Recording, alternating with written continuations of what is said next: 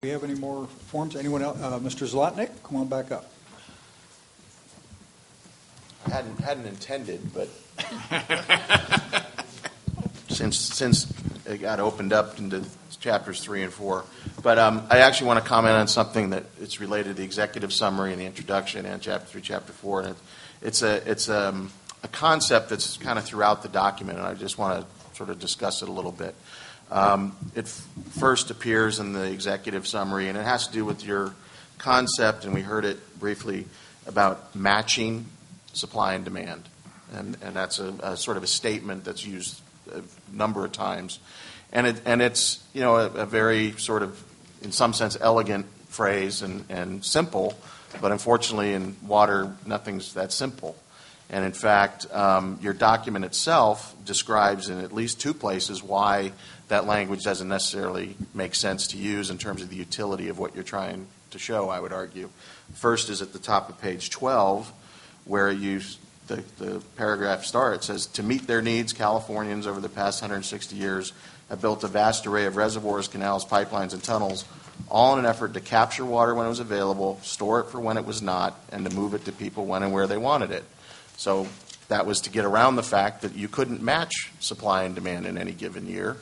You had these facilities that you needed to build and operate to be able to do that. Mr. Johnston, in one of his earlier questions, had raised the distinction between needs and desires or wants, and pointed out that they are not necessarily the same, although they tend, for those who have needs or wants, to blur in their minds. Sure. So how should we view that? Well, and I'll get to that. It was the second point where you sort of talk about it is in actually the chart on page 68, the sidebar, where, and a lot of the discussion is very good about how to achieve these things and how the investments you think should be made.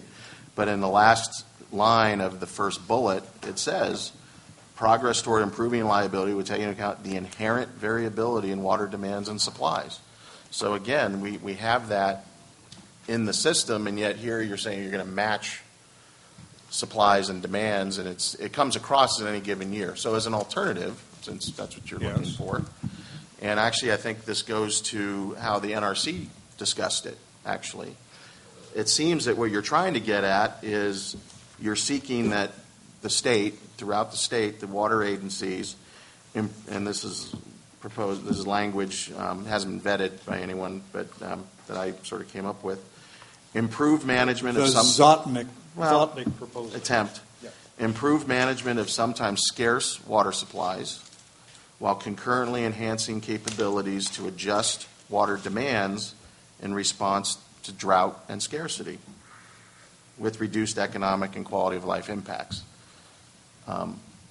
That's what you seem to be really getting at, is how do you deal with this managing of scarcity and the lack of certainty. Here's a direct quote from the NRC. The future will require planning and management that specifically acknowledge and take into account that there is not enough water to meet all the desired uses in California with the required degree of reliability everywhere and all the time. True. When Mr. Nordhoff looks at me with that kind of business guy look and talks about price signals and all of that, and reminds me that there's something called demand, but that's a demand for a supply. I keep going back to the notion that although we can make adjustments and we can store water and all of that, ultimately the renewable portion of our water, what comes in rain and snow, is a relatively fixed amount, and it varies from year to year, and we can't magically order it to rain more, rain less, snow more, or increase the volume. You can make a system more efficient so that you can provide bridge loan, bridge water for certain periods of time. But my impression is in California that everybody wants that bridge water, bridge loan to be a regular annual event so it can be planned as certain. And the one thing that's clear from the study is certainty is not guaranteed 100% under any scenario. Right. So how do you, Well, but your statement is what we need to do is match supply and demand. That implies match demand to the available supply? That's but that sort of implies a level of certainty, as you just described, that doesn't exist. And so, the main thing is I think there's the statement can be interpreted as reflecting sort of, as you said, a year-to-year notion of matching. But the system is not made year to year. As you said, we do these things. And so the concern is that you get into, there's going to be, and we sort of do this now with the projects. There's a estimate of what's available, and they have to adapt to that in terms of their allocations. So it sort of already kind of happens in the export arena, if you will. But it just seemed to me that the intent behind what you were trying to get at was more on this notion of managing scarcity, and doing a better job of that and being able to adjust demands to reflect that scarcity. Randy. Yeah, I think you're partly correct, and I think we need to do a better job of explaining it. Mm-hmm. But the problem, as I see it, is that we have a state and a federal system that were designed by engineers 60 plus years ago brilliantly. Work exceptionally well to move water from areas of surplus to areas of need. And it was anticipated that system would be utilized more for moving water in dry years, because that's when the folks that were receiving that water needed more, and that it would be utilized less in years where there is adequate rainfall and snow. Now we're flipping that whole system on its head.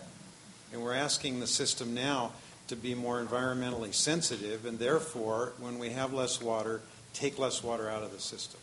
When there's more water, go ahead and take more water. That's the concept that we're trying to explain. Okay. And the predictability and the scarcity and all of these terms that come into play are part of that explanation. But we perhaps need to do a better job of explaining that the world has changed, and that water operators are going to have to adjust the way things are done. You pointed out accurately, I believe, in the last 4 or 5 years, the courts have mandated these types of changes in the way things operate. The other thing that's lacking in the explanation, I think, and I asked Barry, and I think he agreed, is that storage becomes a very, very critical part to reorder a system that was designed to do one thing and now is going to be called upon to do another. We oftentimes refer to that as the need for more flexibility.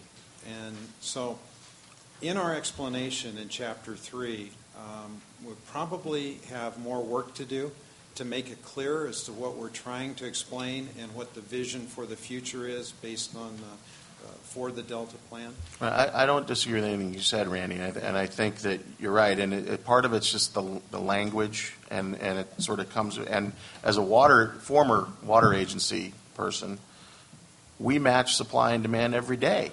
That's what we did. It wasn't that it wasn't done, and we had certain ways we had to deal with it, and we had certain tools in our toolbox to deal with it, but it was matched every day. The only time it wasn't matched was if you went into a severe drought and you actually had to impose some sort of rationing or what have you, or your tiered pricing effort, but that still ends up in a match. People aren't getting water that's not available. And so, I think this concept of how the management of the system has changed and how you have to look at that as sort of the undercurrent of what you meant by these words, I think it would be important to get into that and or maybe change the words even, but still make the same point. The point's valid. It's just some that deal with these issues day to day, and agencies look at that and kind of go, that doesn't make sense, or that's what we do, or that's not the best way to talk about it. So that's really the point. And I think then evidence of an unmatched supply and demand is fallowed farmland. Mm-hmm. And I think that one of our goals to achieve a more reliable supply for water would be to enhance the ability to grow crops in California and not be forced to fallow thousands of acres of land because we have a dysfunctional system. Right, but as you said, in that situation, in terms of management of the system, the supply and demand is matched. It's just the result has been fallowed farmland with an unmet demand. So, anyway, thank you. Thank you. Okay, anyone else?